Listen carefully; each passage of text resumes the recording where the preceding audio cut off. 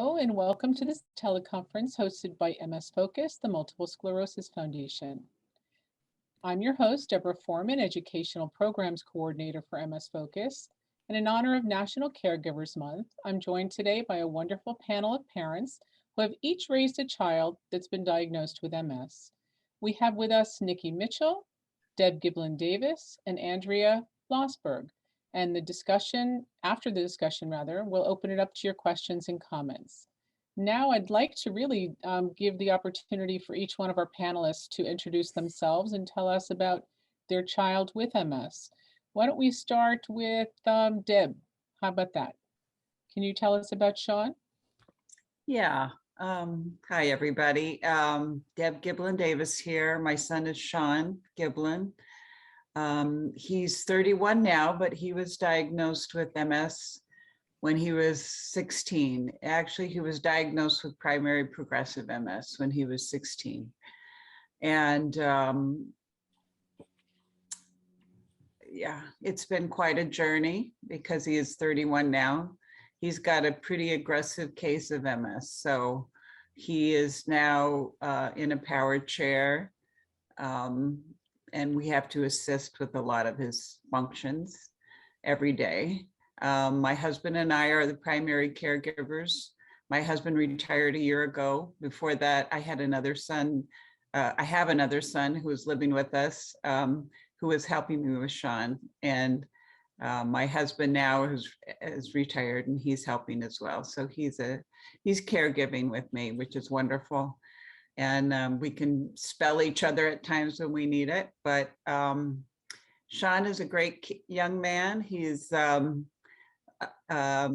started off volunteering with the MS Foundation, and now he's employed by the MS Foundation and in a program called We Care, and he has conversations with people all over the United States about MS.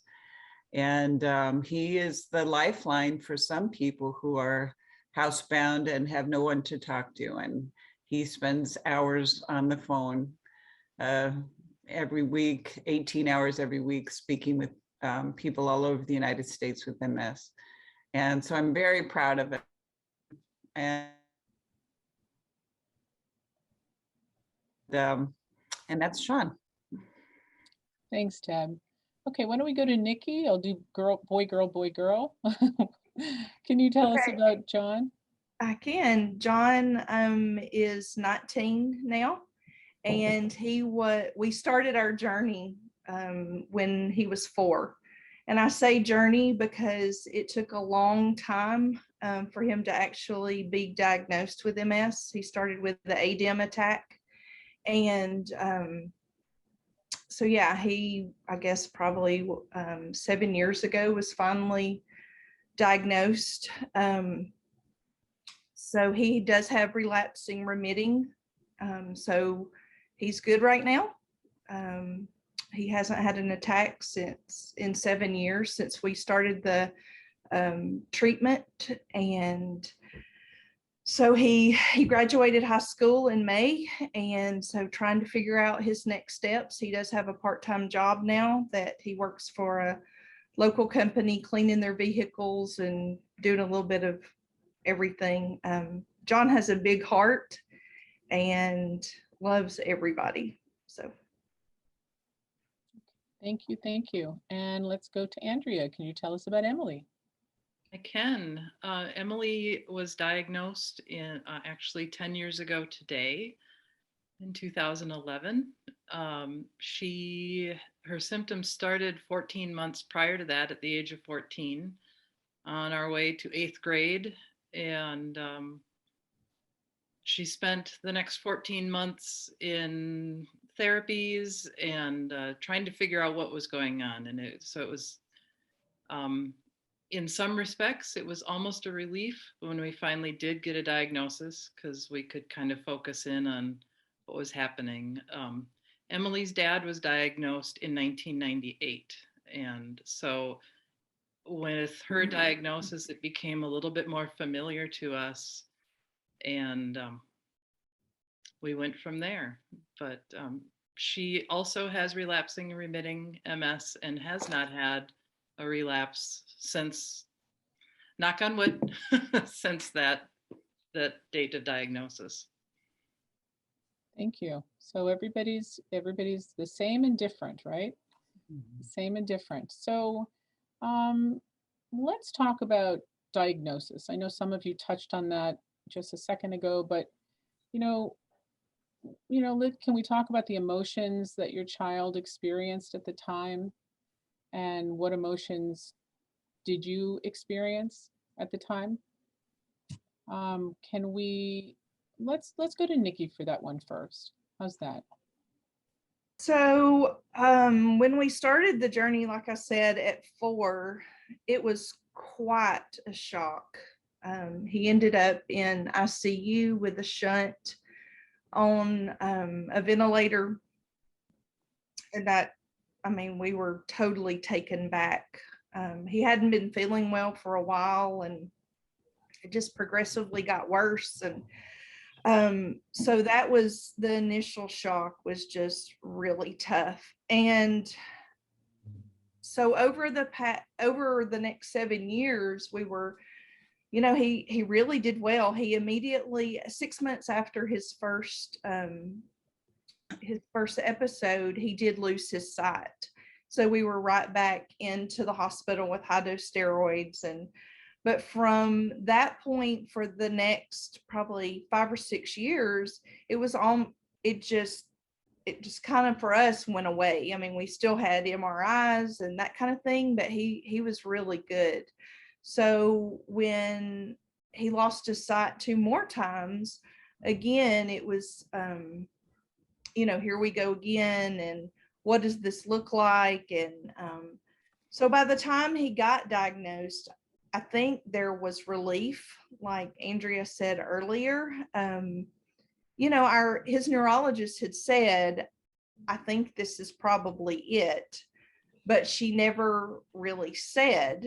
And so when we actually were in Alabama at the time, and so when it first started, so then we were in Texas when he finally got diagnosed under another neurologist. And he just said, he brought us research, and he said, I believe this is what it is, and I believe this is what we should do. And we were like, okay, let's do it. And we did. And so, there are days that you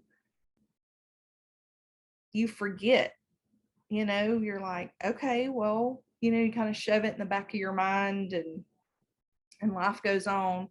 But then quickly it comes right back. So it's kind of a roller coaster emotion, I would say.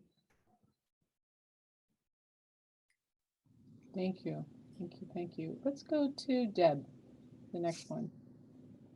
This is diagnosis and Yep. um, Emotions that all of you went through. looking back, Sean probably started having symptoms when he was 10, where he had a regular eye exam at school, and he said he could something. And so we take him to the optometrist and ophthalmologist, and couldn't find anything. And so we think probably things were starting when he was very young. By the time at 16, there were obvious things that were happening. For a long time, we would put it off to growth spurts. He's busy.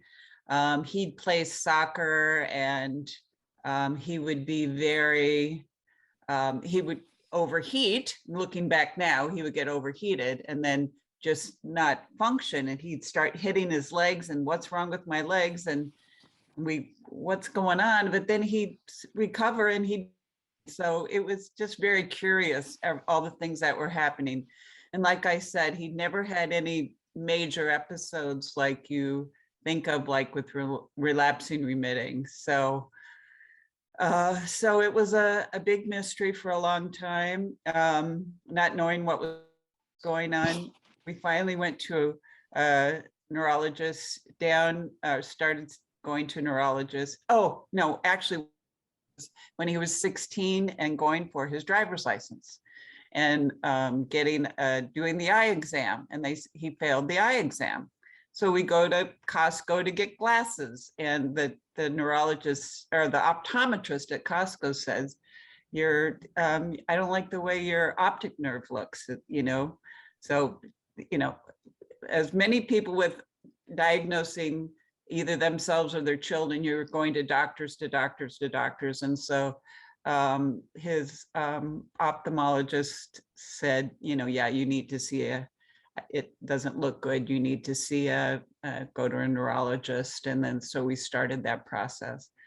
And finally down at University of Miami, he was diagnosed with primary progressive because he had never had any relapse, you know, any major episode and then gotten better, like typical with remitting. It had been just a gradual decline. And so then we went to pediatric MS clinic in Stony Brook, New York. There's about 6 pediatric MS clinics. And the diagnosis was confirmed up there with a lot of extensive testing. I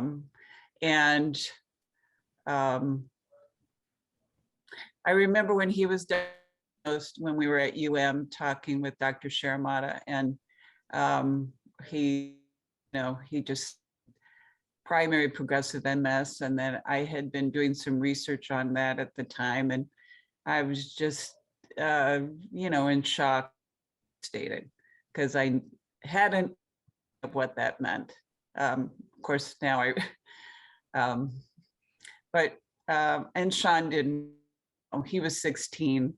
At first, when we thought remitting, that, people can live long lives with that and not have relapses. And there were medications for relapsing remitting, but at the time there was no medication for primary progressive.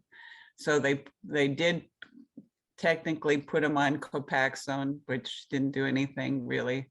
And then that's just started a lot of research on my part, and we're everything from EMFs, to his diet, and just down a lot of rabbit holes to try and figure out what we could do and how we could make things better. And but I remember just sitting there in tears, and I think Sean was a little shocked because he didn't realize the implications at the time. Mm-hmm. Yeah. So thank you. Yeah. I would love for each of you also to share with us how you dealt with that grief, how because I'm sure your children themselves have grief and a feeling of loss. And so if you could also explain how you each dealt with that. I know all of you, this was quite a while ago, but if you remember, and I'm sure now you're still dealing with the same thing. They have their issues in trying to deal with this and the loss of what they can't do or what they can. So, and the changes they've had to make. So I believe, let's see, how about Andrea? I believe you have not answered. Well, when Emily started her symptoms, I guess, before we knew anything that was going on, it hit fast and hard. She started with a tingly finger, and it spread to her hand by the end of the day, and then in the next few days it was her arm, and pretty soon it was the whole body. Felt like you know how your foot feels when it falls asleep. That was kind of her whole body for after about a week. And so it was definitely scary. It was, there wasn't anything that, when a child has a cold, you can call up your friends and say, what did you do for your kid? But when your child's body is tingly, there aren't a whole lot of resources, or at least there weren't back then. So it was a lot of just really trusting the doctors and trusting what was going on with her care team, both therapists and doctors. Emily is a trooper. We also had, my husband was diagnosed in '98, as I mentioned, and so we had a little bit of history working with neurological symptoms. Even if we didn't have a diagnosis for Emily, some of her things definitely looked very similar to things that he had been through. So over that first 14 months, it was a lot of just going through the motions of getting her to therapy, getting her to doctors, making sure that she had what she needed as far as education. We couldn't send her to school. She was sleeping 20 hours a day. What I would do is get her up in time for me to take her to school to have lunch with her friends. So we tried to work on her social activities as much as we could in the awake time that she had during the day. And really 8th grade just kind of consisted of math class. Thankfully, she was ahead by that point, ahead of most of her classmates, and was taking advanced curriculum. So it didn't harm her academic life to take kind of a year off. And then she started 9th grade, and it was shortly after shortly after the beginning of her 9th grade year that we got her diagnosis. And Emily will tell you that she felt guilty with her MS diagnosis because over the course of that 14 months, she got a lot of attention. And as it got to the end of that 14 months, she was doing much better. She was able to be in school a little bit more, and the attention had waned. And so she started to kind of secretly hope that it was something more, that so she could get attention again. And of course now she's older and she understands that she didn't bring it on herself, but in her 15-year-old brain at that point, she kind of wondered if she did. And so that was a challenge for her. And of course she didn't tell us about that until much later, so we couldn't help her work through that. But and as I said earlier, for us with her diagnosis, as her parents, it was a relief. She was improving. We were getting through it, and now we knew what it was, and we could face it a little bit more head on. To it as an ongoing daily reminder, Emily is impacted by a lot of pain, a lot of neurological pain that kind of goes from one end of her body to another. We never know. This week it was her neck. Sometimes it's the weather moving in that she knows when storms are coming, and it could be a leg or an arm or chest pain, or we just never know quite what is going to be impacted. So she is reminded almost every day that she has MS. Her dad, not so much. He's tired a lot and has his daily siesta during his lunch hour, and he's able to manage his days just fine. So it's definitely different from person to person, and I hope I answered the question. You did. Thank you. Nikki, could you tell us a little bit, or would you share what your family's feelings are like? How do you deal with the emotional ups and the downs? Is there something special that you do? Not really. Looking back, I wished we would have done things differently, as far as counseling for the family, and because our older son at the time was 7, and John was in the hospital for 30 days. So Kane really never knew for those 30 days who he was staying with, where he would be the next day, who he was going to be shuffled to. And so I don't think at the time we were just trying to survive, quite honestly. And now we look back and we're not really sure the effects, that all of that had on him. And so I definitely would think now that had we been able to do it over, that we would have sought counseling and just to help each of us, because we all play a different role in the day, in the caregiving. I mean, even as a brother, he has been somewhat of an advocate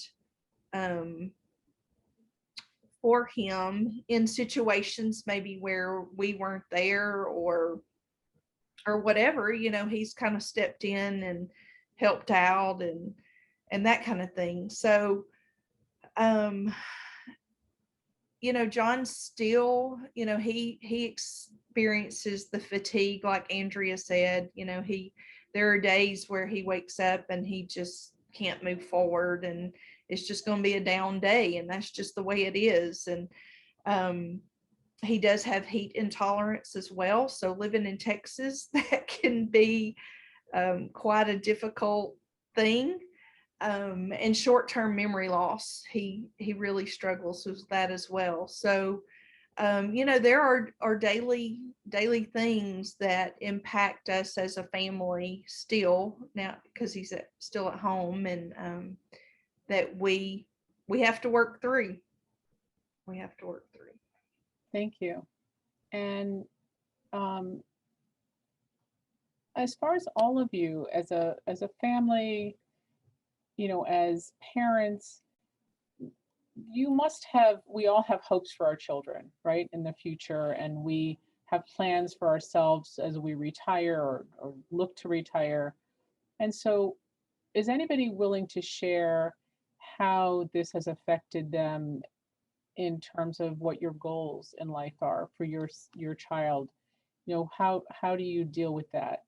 Because we don't know, right, what the future is going to hold. We don't know exactly how they're going to progress, at the level they're going to progress, how fast they're going to progress, if they're going to progress. So, Deb, can you help by starting with that? Because I believe Sean still lives with you and you are his primary caregiver, you and your husband. So how does that affect you folks as you're getting older and you are looking to retire, or, I mean, he's going to be living with you. So how does that work in your head? What do you do? It was interesting because in the very beginning when he was diagnosed, and, the thought is Sean's 16, but the thought, and he's the youngest, I have 2 older children. The thought crossed my mind, well, our retirement may look different. I had this vision of we would be camped hosts in the Rocky Mountains with our trailer, and my grandkids would come up and we'd ride bikes and hike around the Rocky Mountains or something like that. I had my little vision of what retirement would be. And I realized at the time that might not look like that. And now that it is here that my husband and I are at the age of retiring, it's not looking like that, and it won't ever. Sean is, requires a lot of care. He has essential tremors that he's developed, so he can't feed himself, and he needs help with toileting and everything. So it's a all hands on deck, and so I will admit that now that I'm at the age where a lot of my friends are retiring and they talk about fabulous trips and things, it's hard. It is hard. There's a grieving for the life you had envisioned for yourself, and certainly grieving for the life you'd envisioned for your child. Um, and that's a hard thing. And Sean's been in therapy for many years with a good friend of ours who's a therapist, which I think really helps him. But more importantly, I think Sean's job with MS Foundation and counseling other people have given him focus and purpose. And that is tremendous. It's huge.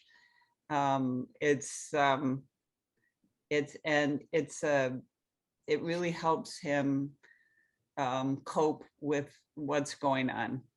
And it's really important for us, for our family too. It's a good focus for us, for him, to help him. But yeah, it is hard. It's a challenge for us. And to think about, we're thinking now our daughter lives up in Connecticut with her family, and somebody's going to have to manage Sean's care at a certain point, because we don't know who's going first. So, so we have to think of those things.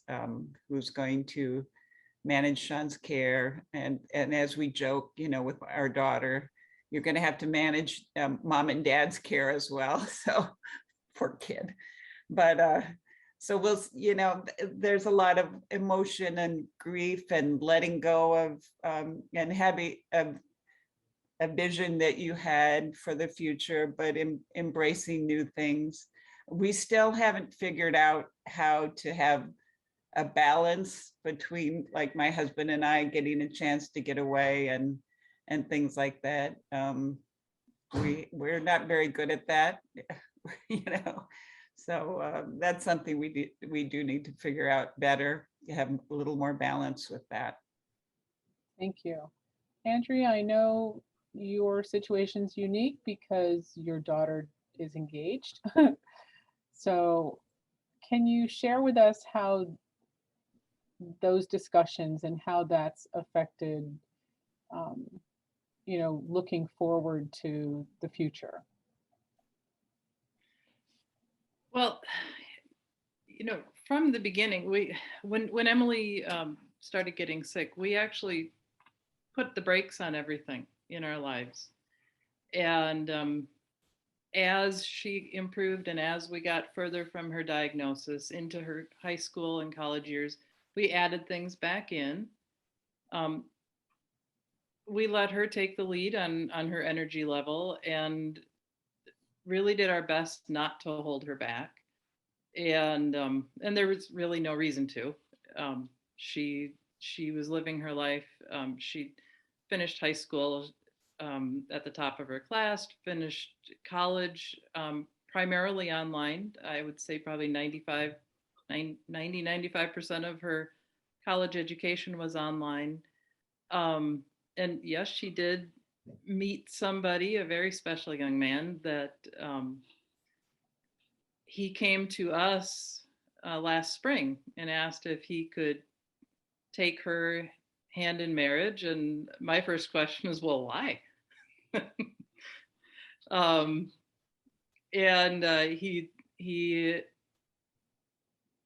He's very, very devoted to Emily, and he seems to fully understand that she has MS and that her life is very unpredictable. And he's willing to support that and has stepped up day after day with her already. And so I have nothing in me that would indicate that Emily's gonna have, who knows what any of us are going to have to face in our future. But she has worked really hard to find the activities in her life, find the jobs in her life, and find the people in her life that can support her. And as a parent, all I can do is stand back and recognize that she is coming into, or has come into, a person that is definitely strong and moving forward. So Emily as a result of her diagnosis and a result of some of the loneliness she felt as she was moving into a high school without being able to attend classes often. She was pretty lonely, and she recognized that there were a lot of kids, a lot of teenagers especially, who were being diagnosed that didn't know about each other. And it's really hard for a 15-year-old to identify with a 35-year-old and what's going on with that kind of diagnosis. And the two don't have similar basis of understanding. And so she was able to finally, after a year, track down some teenagers that were about a 5-hour drive away from us. And we were able to get them together for a short time. And that relationship was something that she had just been craving, and instantly fell in love with these other kids. And they didn't have to explain their illness to each other. They could just be teenagers together. So Emily created a nonprofit called Oscar the MS Monkey, or you might see it as Mr. Oscar Monkey. And this is a place where teenagers and children can come and get to know each other, and to be kids, be teenagers without worrying about the diagnosis. So I think it's her life's work, and she's moving forward. And it's a wonderful organization that I just found out about not long ago. And wow, I hope everybody that listens to this looks you up. Thank It's you. fabulous, right? Kids go away to camp, they do all kinds of stuff. Yeah. Very supportive. Nikki, do you have any thoughts on that as to how you've possibly considered going forward with your life, with your husband, with any hopes and dreams that you have for your son, those feelings that you've had? You know, he, like I said, he's 19, and so he's anxious. He has a lot of anxiety about what the future looks like for him. He wants to be married and he wants to have children, but I'm not and I'm, when I say but, I shouldn't have said that, but I don't know what that looks like to support a family. I don't know. You know, he is just 19, and so he's got the rest of his life ahead of him.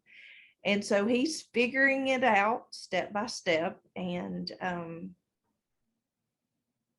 just changing, I guess, from, you know, this is all we've known basically. He was 4.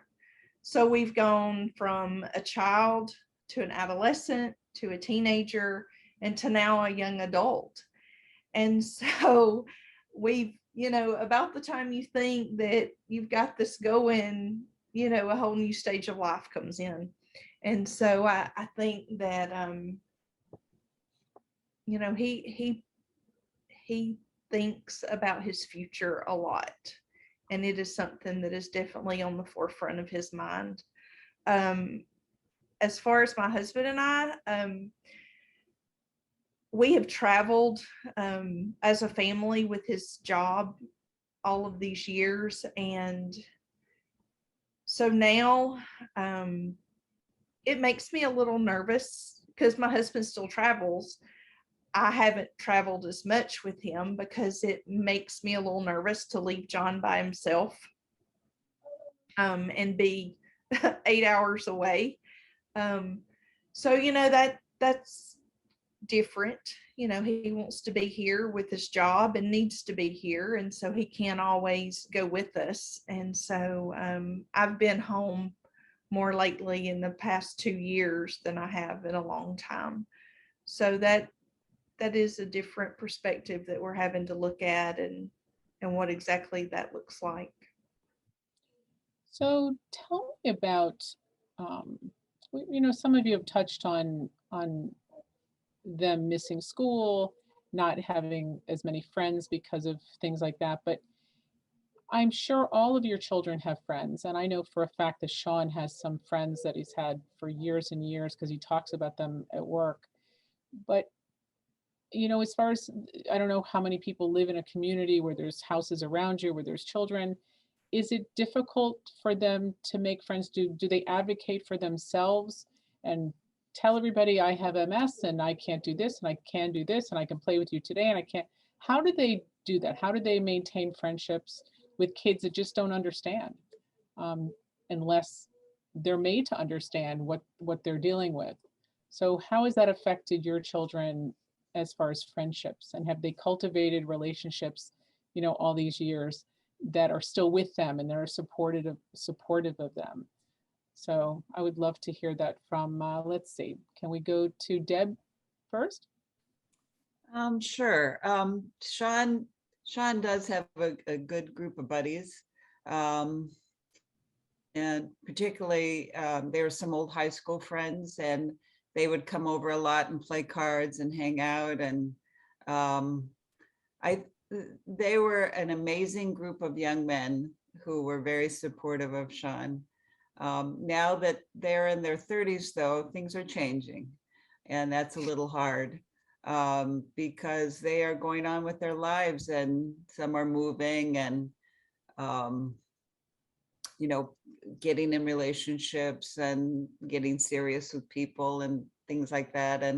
And that's not really part of Sean's life right now. So that's really hard for him, I think. He's very outgoing and friendly, and but since he's on an immunosuppressant drug, Ocrevus, and so we're having to be very cautious about COVID with him. He basically has no antibodies, and even though he's been vaccinated, so he can't really be out too much either now. So that's challenging as well. It's been hard. We do have some friends come over occasionally, and we're in the backyard and things like that. So, but it's hard where he's at right now in terms of meeting new friends. And he craves that. And he misses going into work at the MS Foundation. He's working from home because he adores everyone there. So, but we're coping right now with that. Thank you. We actually see we have a little internal chat, and every morning Sean's up there saying, how's everybody doing? What's going on? How you doing? So I see he really looks forward to those answers, and he loves reaching back to them. So that's nice. Andrea, how about you? I sure hope I get to meet Sean someday. Yeah. Friends for Emily have primarily since her diagnosis. She had a great group of friends in 8th grade when she started on her journey. But through just her not being able to be in school and not being available for Friday night sleepovers and things like that, they kind of fell away. But she has developed new friends since then, and primarily they're older than her. There are very few friends that she has that are her own age. Her own age. But she has some very good older friends. Some of her sister's friends from high school are still part of the group. So she tends to attract or be attracted to those who are a little bit more mature and able to see past MS, and MS makes you grow up quickly. And I do think that MS in the kids makes them grow up pretty quickly, and it gives them a much different perspective on their lives, and older friends are a lot easier to be around. Right. Nikki, do you have any comments on that? I would say the same thing. John has always, as friendly as John is, he struggles with those close friendships. He does better with children younger than him. Like he works in our kids ministry at church, so that is an easy relationship with him. And then he does better with older people as well. Is it because he is a strong advocate for himself and in that situation, and he's not afraid to say that he has MS, and he's not afraid to say what he can and can't do, and I think some peers just do not know what to do with that. And so it has been a struggle. So there's some loneliness that he experiences, but he makes it. Would any of you have thoughts on whether your children, say they go into the workplace? John, I know, is working part-time now, right? Right. And Sean is working part-time. And I believe that, I wanted to call her Nikki, that Emily is working, right? So how do they get the respect of their employers? And because so many of their symptoms are invisible, right? So how do they get that respect and are they able to make people understand that, not everything that they're feeling is able to be seen, so they have to get respect for that? Is it difficult for them, or are the parents always the advocates for them? Are the parents always the ones saying, do it and you have to tell them? And do they actually do that for themselves? Are they able to share that with people, whether it's your family or neighbors or their, school or even work? Can they do that? John's been able somewhat to do that. I know I shared with you that at work, they fully know that he has MS. And a manager said just a couple of weeks ago, well, John, get it that the weather's cooling off. This is perfect weather for John because he doesn't have to wear his cooling vest. He can work a longer day because it's not 100 degrees in the warehouse where he works. He said, well, John, it looks like that you've grown out of your MS. And, it takes all I can as the mama to just drive right on up there. And, was he being cute? I think I said that his wife is a nurse, and I think that she has educated him on John's situation. It is frustrating, though, because it's not something that he will grow out of. And even though he does a good job of advocating for himself, I think some people just do not take him seriously. His own grandmother, she's like, John, you don't have MS. I mean, and that's difficult. That's really hard. Really hard. Wow. Is that your mother or your husband's mother? Oh, it's my husband's mother. Yeah. Just curious. I don't know. I don't know why she doesn't believe. I don't know, because she's been around all, she's seen every step that John has made, and every hospital stay and every blind, attack. She's seen it all, but I don't know. It's interesting. I'm not a therapist, but sounds like there's a little denial going on. But how does John react to that? That I'm curious of. When she tells him that he doesn't have MS, what's his reaction to her? I think he blows it off with her. She is 88, and so I think he's very respectful with her.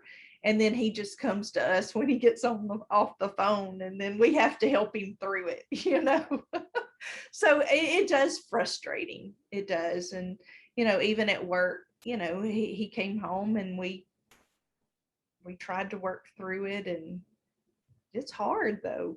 It's difficult when you know what your child goes through every day and what he's experienced, and you're like, how do people even just keep your mouth shut? That'd be a good idea.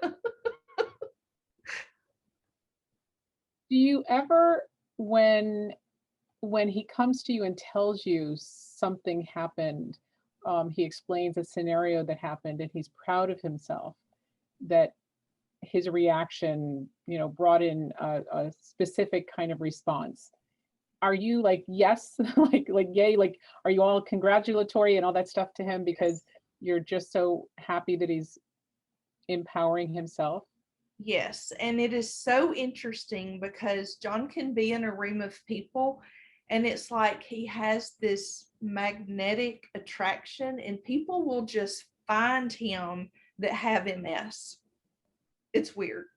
We were in a situation about a month ago and this lady had heard that either he or his brother had MS. We weren't even in the same room at the time. And she came up to him and she said, now, is it you or your brother that have MS? And she said, or he said, it's me. And they carried on this conversation. And he has this new friend that she's probably early 30s. And it's just amazing. It is so amazing how that happens. And yes, those are the bright spots for sure. Makes you very proud.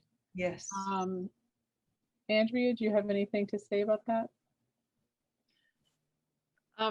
Emily has chosen to look for jobs that fit her schedule or fit her MS schedule. So she doesn't go in early to anything because getting up in the morning is not always the best option. And she has found a position that gives her flexibility so she can choose her hours, sort of. I don't know if I see her working full time. She has attempted it at different times to work full-time hours, and it's a pretty draining on her. It wears her out. If there are parents that are listening here with younger children in school, the school hours are a set schedule, and that's, I think that was probably the hardest time for us, was figuring out how she could get through school. And we worked very hard with the school system and the principals, the teachers, and figured out ways that she could either come in late, especially in high school.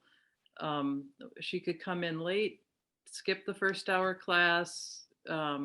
Maybe there were classes she could take independently. And so it has been a lot of creating life for a life with MS and looking for possibilities that are available and jobs that are available. The other thing that are kind of our mantra after she graduated high school and moved into college is that, the kids get programmed into, got to finish a degree in 4 years, got to live on the campus, that we have to do this. This is the best thing for us. And kind of reprogramming that to what's the best thing for this individual? What's the best thing for Emily? Is taking a year off going to be great for her? What's going to work?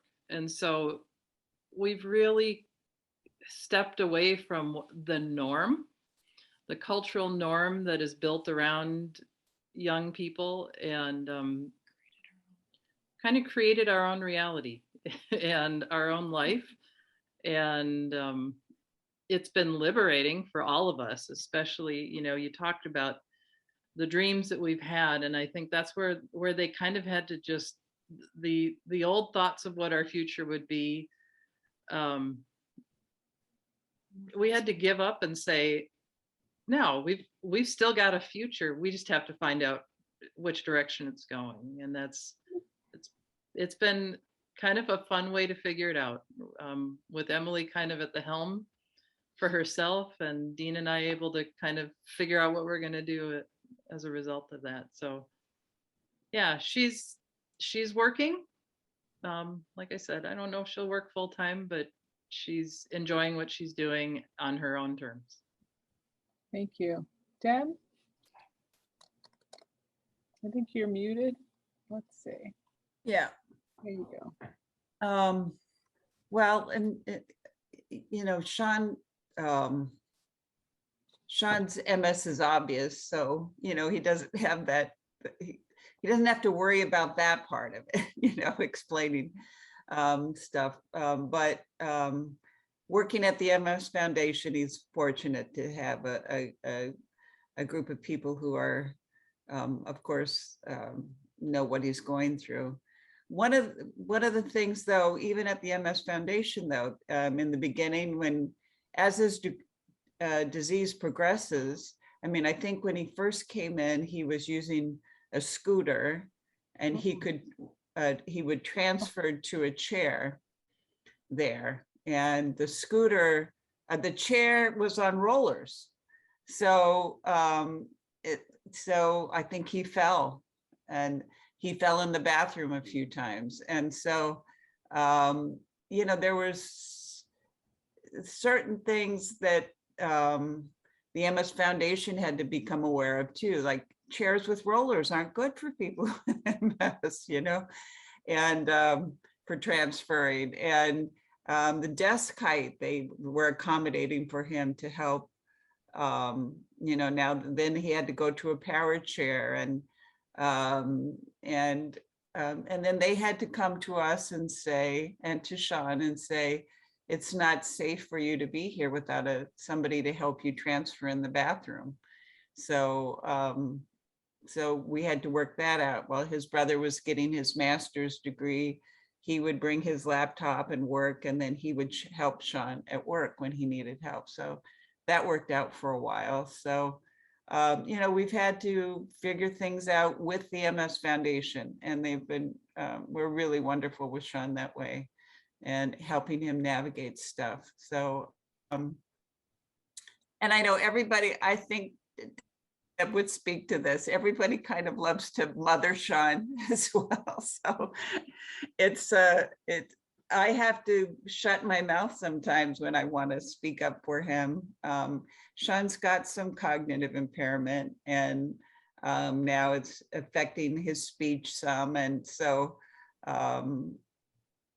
it's challenging to sit back and let him advocate as much for himself as he can, and not step in as a mom, even though he's 31. But as he gets worse, it's we just have to take it a day at a time and see how it goes. I remember when right next to his desk and his computer was open, and I remember the day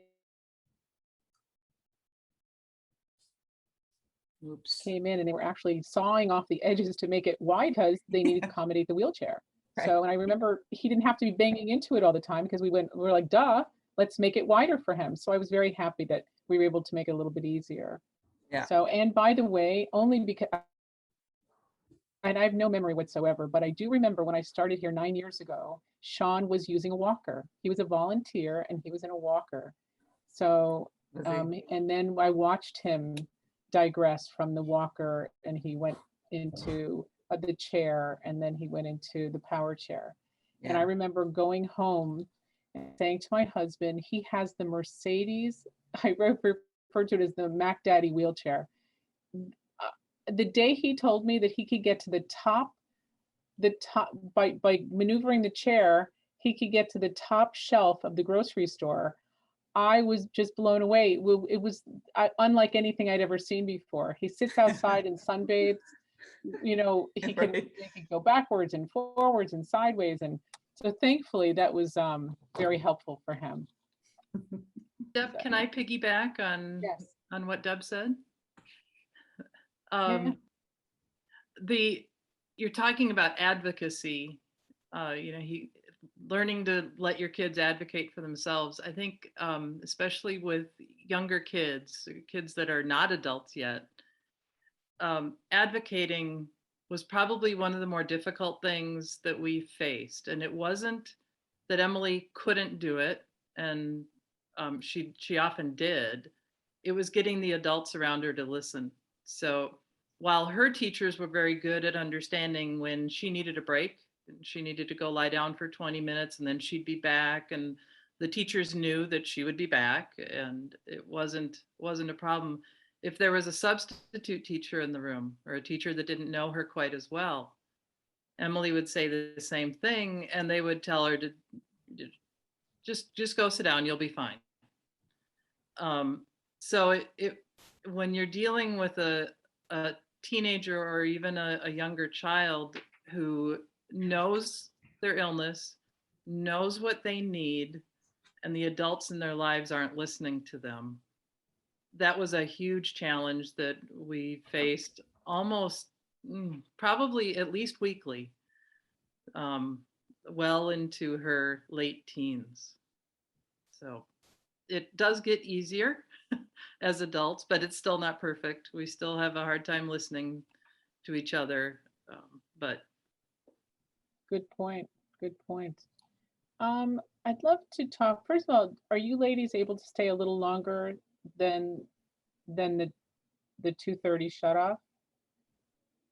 Are you all okay? Because I have a couple more questions I'd love to go through. Deb, do you need to leave or are you able to stay? She can't stay. Okay, little bit. Okay. I'm okay. I'm okay. Okay, good, Yeah. good. So can we talk about treatments? I'd love to know how you made the decision about which treatment to give your child. I don't know if it was strictly based on what the physician said or whether you had input in that, but as long as you're there, Deb, can you tell us about that? Sure. In the beginning, like I said, Sean was diagnosed with primary progressive and, 16 years ago or so, there was no treatment. So they tried him on Copaxone, which he didn't really do anything. We went to the pediatric MS clinic up in Stony Brook, New York, and they had recommended Rituxan at the time, which looking back now, that might have been a better way to go than we did, but he was doing really well then at 16 and walking and doing fine. And the neurologist here in Fort Lauderdale thought that was kind of an extreme treatment. So, so we were trying a lot of different things. And as each of these new drugs came out, like Tysabri and things like that, Sean tried all those things, which actually made him worse. We ended up going to NIH, National Institute of Health up in Maryland, and also in an undiagnosed disease program with Sean. So, which they have a program up there because his MS is so aggressive and he was so young, kind of fell in some parameters of, I had a neurologist explain to me that MS is kind of a garbage can diagnosis. Sean could have a totally different disease than what everybody else has, but it's resulting in a demyelinating disease. So, it comes under the umbrella of MS, but it could be something totally different. So it's been really challenging to, he's in a clinical trial up at NIH. Of course, we haven't been able to go back up there since the pandemic, but they do some absolutely wonderful work up there. If people can get involved in some of the clinical trials up there. But they are looking at other common drugs that can be used for remyelination. That was one of the clinical trials Sean was involved in. We weren't able to really finish that trial because of everything that's been going on. We've been on pretty much every drug out there. Sean has been, but, and he's been on Ocrevus now for several years and it doesn't seem to be helping. But in the old, would he be getting worse faster? We don't know. So it's hard to go off drugs But yet, when you're on these immunosuppressants, it, particularly now in this day and age with COVID, it's a scary thing. He's got compromised lung function and limited mobility, so that makes him very susceptible to COVID, being very severe for him. So it's a real challenge right now for us to figure out stuff. I know Sean's very open with us as to which treatments he's done, which, everything that he does, he shares with us.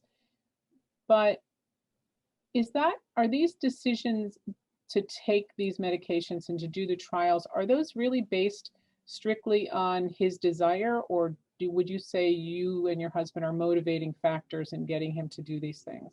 Or does he sort of search it out and say, I want to do that, Mom, I want to do that, Dad?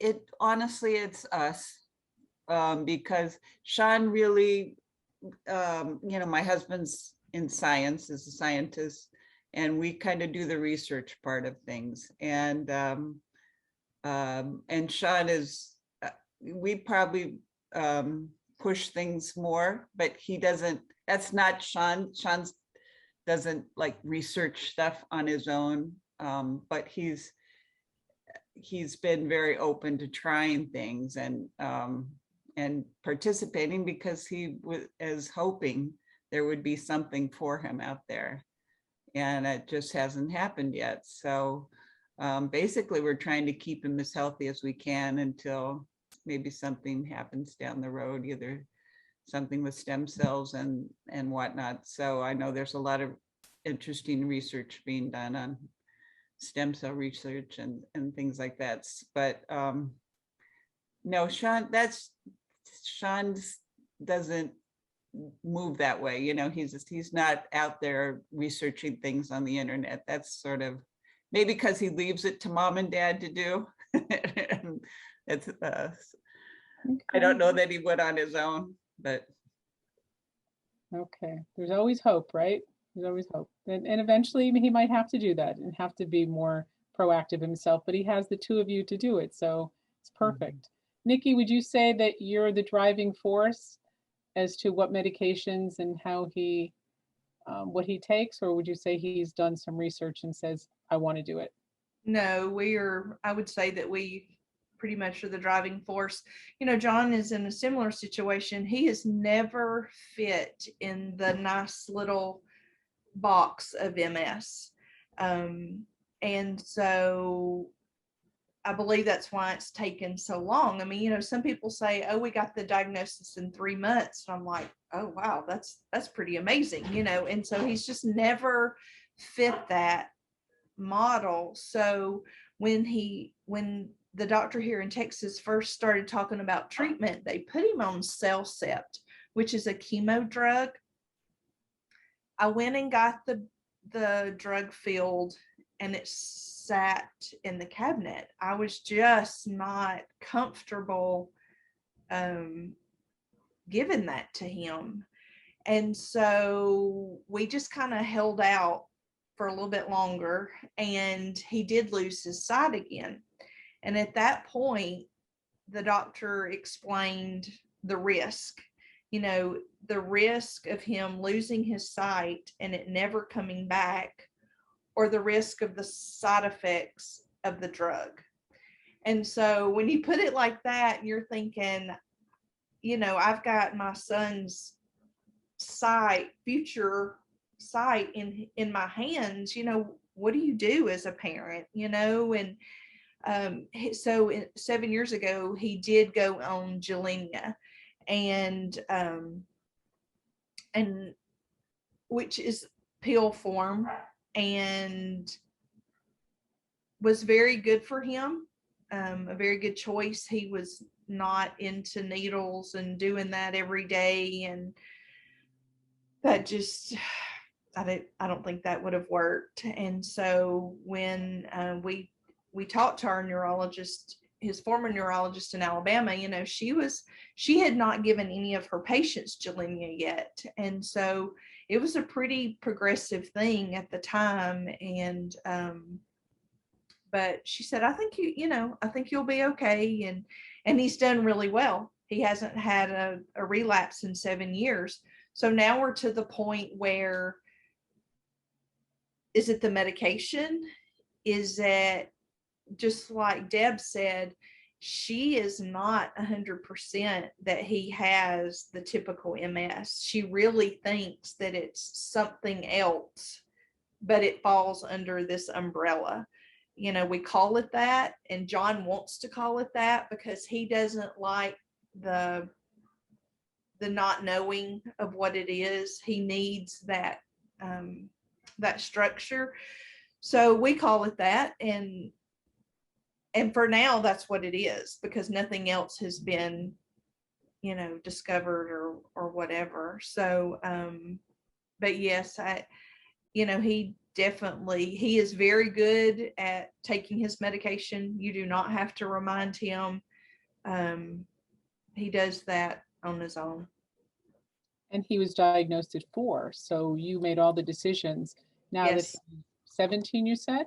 He's 19. He's 19. Now that he's 19, I'm Mhm. sure he has some, more input into what He he's does. Yes, and she's talked about pulling him off of it just because he has done so well, but he's like, no, I'm doing well, and I don't want to rock the boat, and we're just going to stay the course. Wonderful. And Andrea, what would you say to that? We have really tried to include Emily in the conversation from the very beginning to make sure that we explained things to her in terms that she could understand at age 14 or 15. And we asked the doctors to do the same. We went to the University Hospital in Minneapolis, and so it's a teaching hospital. And so our doctor has been instrumental in educating all of us on the different meds and how they work, and his take on how they all fit into a spectrum of medications. She started on Copaxone because it was either injectables or infusions at that point. But he did promise her that by the time she graduated high school that she would be able to take an oral medication. And indeed, it was actually less than a year, and she was able to start on Tecfidera. Unfortunately for Emily, she has kind of reacted. She was on Tecfidera for quite a long time, I think 7 years. But she started to develop some reactions to the medication. She has now reacted to 2 others since then. So she's going to be trying Ocrevus when it's time. She had Rituxan, and so when it's time for her next infusion, they're going to try her on Ocrevus and see if that does better for her. But yeah, she still allows us to have some input and some thoughts, but at this point, she's 25 now and is now making her own choices. But we definitely made sure that she was a part of the conversation, and if she had a reason that she didn't want to do something, Copaxone was a real tough one because it was a daily injection, and she was pretty angry that was really the best option. But she understood that was the best option, and so she did it. And but again, always a part of the discussion. Thank you. Has anybody, I know Emily's getting married, but has anybody really considered and looked into long-term care for their child if they outlive you and you're not able to take care of them? So Deb, have you looked into, I know that there's SSI and SSDI and Medicare and Medicaid and all that, but have you really made any plans for Sean? I know you talked about your daughter, but that's probably not a reality. So. Well, so Sean is on SSDI and Medicare, And I believe now that my husband has retired, they have contacted us about getting SSI as well. I think that's part of, since my husband's on is drawing Social Security now.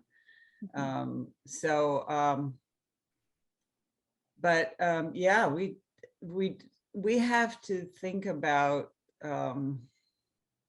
who is going to manage his care. And it will probably be my daughter, honestly, because she's sort of the most responsible person. And Sean could live a long time.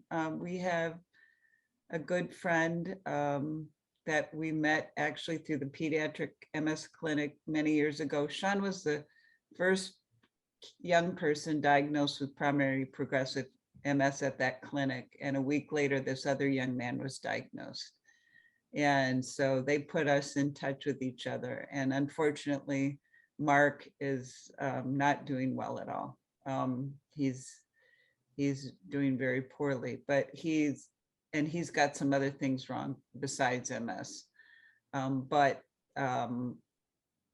he's living a long time, even though he's extremely disabled. So we have to really think about that.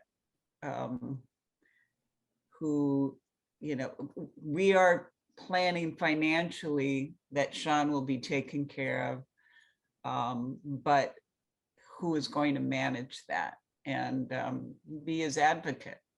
And my daughter is very willing to. She's, speaking of like how siblings react, my daughter's older and she's been out of, she's a college professor. She's been out of the home for a long time. And but she's felt very guilty that she couldn't be here to help with Sean. And she wants to contribute in a way that she can. And and plus we want to be around our grandbaby too. So we're thinking about that in the future for Sean and for our family. But it's very tough. Tough to think about. Sure. Thank you. Nikki, do you have any thoughts on whether you've had to make these plans? Have you looked into with a disability attorney to find out, how you would go about that? We're starting that conversation now. It has been something that we have, thought about, and we have a friend who has a son that is autistic and has walked through this process. And so they've helped us begin the process. Let me just say too, there is certain thing about when you're applying for SSDI or SSI. SSDI, of course, is if you've worked so many quarters and you qualify for that. SSI is if you've never really worked or don't have the quarters in. But if you're diagnosed before, I believe it's 21 or 22, then you have less quarters that you have to, qualify to get SSDI. So sometimes if you, certain things it's advantageous to at least start the process and find out, because when you put the application in for SSDI or SSI, that's when it starts, even though it may take a long time to get qualified. So it's worth it to investigate those things sooner rather than later.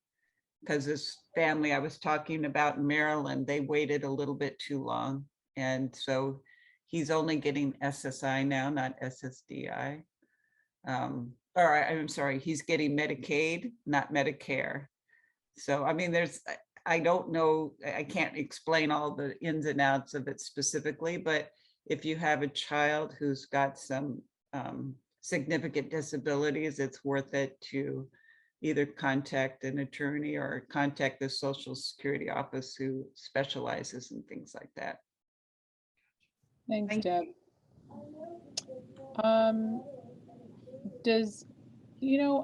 I would love to know, as moms,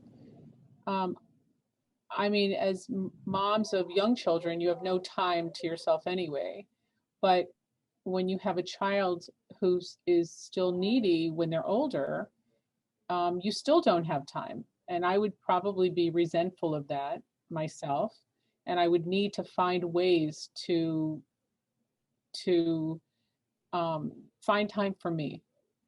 So, how do you find time for you, Andrea? How do you? And now, of course, your daughter's older, but still, it's what you anticipated your life being like at this point in your life is a little different, I'm sure, than it is. So, how do you find time? I want to know from every one of you, how do you find time for you? What do you do? How does that happen? I got chickens. Yes, you got chickens. I hang out with my girls outside, and they no,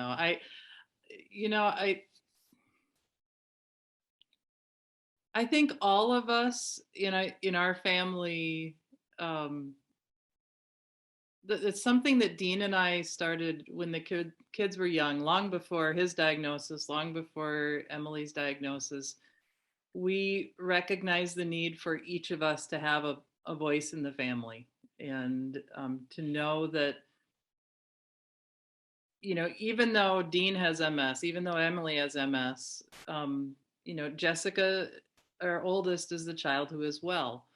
And we have a younger son, a 23-year-old, who has issues that come from being born in Russia and moving to the United States as a 1-year-old. So there are different challenges that each one of us face in our family, and we all have different needs at different times. And so we all become caregivers. We all become care partners. And I think just knowing that, and making sure that everybody in the family understands that today I need time for me, and maybe tomorrow will be your day.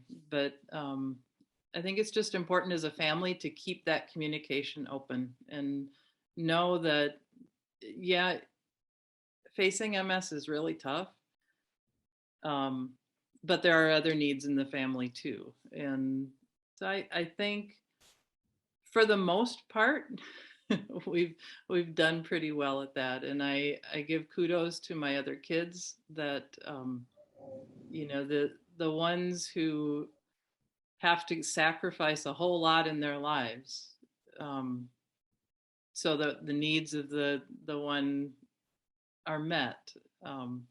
It's pretty amazing. They're pretty resilient and pretty amazing people, but they also deserve their day. So again, it's just making sure that everybody is on the same page and moving forward. Okay, Nikki? I would probably echo the same thing. We actually homeschooled. So we have had a lot of togetherness, but we have also always just been very mindful and taken that time. There are some days where I'm the one that I've just got to get out, or, I can sense that Todd just needs some time away, or we call it windshield time.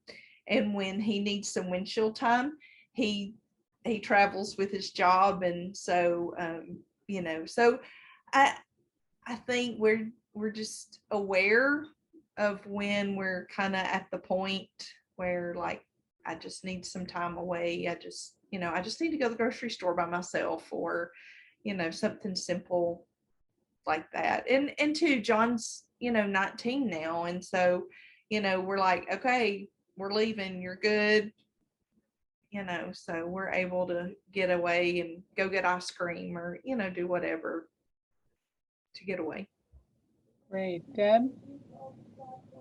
I piggyback on what everybody said, and for me, we're really involved in our congregation. It's a Unitarian Universalist congregation, and I just went camping last weekend with it's a bunch of women that we like to do outdoor activities and go camping together, and so they help keep me sane. And we have really good friends that help us do that. And yeah, but it's challenging. I think now that my husband's retired, it's challenging for us to get our time together because one of us always has to be here for Sean and caregiving. So that's going to be the piece we have to figure out moving forward, is how we can have couple time and probably have somebody come in and help take care of Sean while we're gone, which is sort of hard for us to let go of, because we like to, I think we feel like it's our responsibility to do it all the time. And going forward, we're going to have to figure out a balance with that. Yeah, I'm sort of a control freak when it comes to things like that. When I become a caregiver, I took care of my mother, and I remember my brothers, who did very little, would have suggestions for me, and I would say, no, she had really gone, she had digressed, and I used to refer to her as my 5-year-old mom, my 5-year-old child named mom. So I used to say, no, she's my child. She's my 5-year-old child named mom. So, unless you put the time in, you can't really make decisions. So I could imagine that you're probably very protective also of who does what they're going to do with your child and who's going to put the most advice toward them. So, is there anything that I've missed here that you guys really want to talk about? Is there anything that you would want everyone out there that has children with MS to know that maybe I haven't brought up? Because I'm happy to let you talk about it. I would like to add a little bit. Emily likes to refer to her MS as a mixed blessing, or in her words, it's a twisted blessing. In many ways, there have been, so many great things that have happened. We've met some phenomenal people.